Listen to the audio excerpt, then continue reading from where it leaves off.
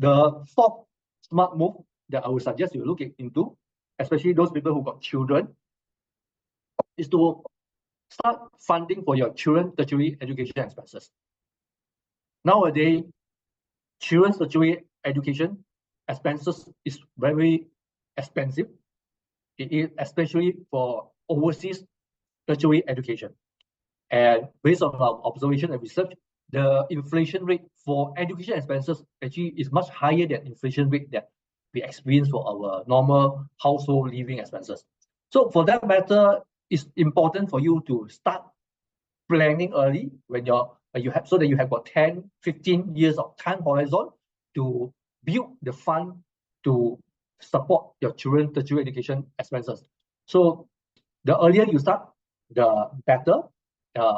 So if you do not do so, so chances are either you may not afford, okay, to have enough money to take care of the expenses if you want to send the children according to your original plan, and at the same time also, if you want to invest in anything, also you have too short a time horizon for you to grow your money to compound the return for you.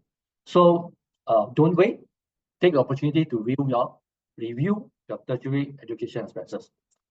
And the fifth smart move I would suggest you to look at is to review your retirement plan.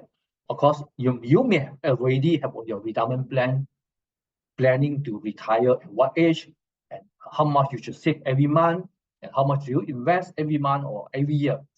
But whatever we invest, it may not happen, or it may not come out exactly as what we plan. We may expect the particular investment to give us a 10% return, but it may end up giving us a negative 5% return. So if we do not review our retirement plan, then we may be in for a big surprise when we are nearer to retirement.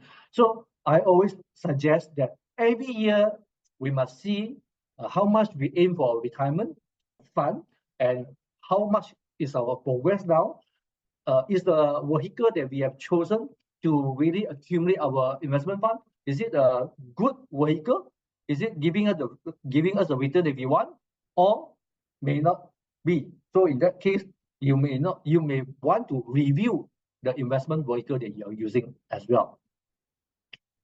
The sixth smart move, which I believe that you should look into, is to review your will and other estate planning document, like trust, or maybe insurance nomination or EPF nomination. Because as we go in from 1 year to another year, there are changes happening in our family, there are changes happening in our financial life. So for that matter, it's important for us to review our document, our will, to make sure that this will will still be relevant to our family situation.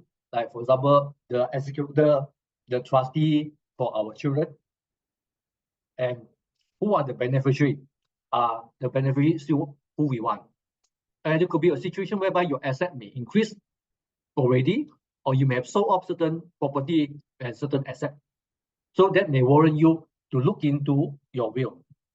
The seventh move that we are talking about here is to set the right investment return target.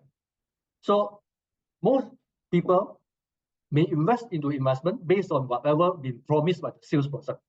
That is very dangerous, because you do not know whether you should aim for a high return or a lower return.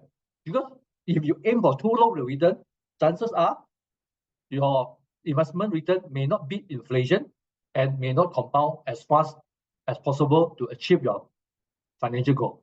If you set too high the return, chances are you may risk losing your investment capital, and you may lose the money.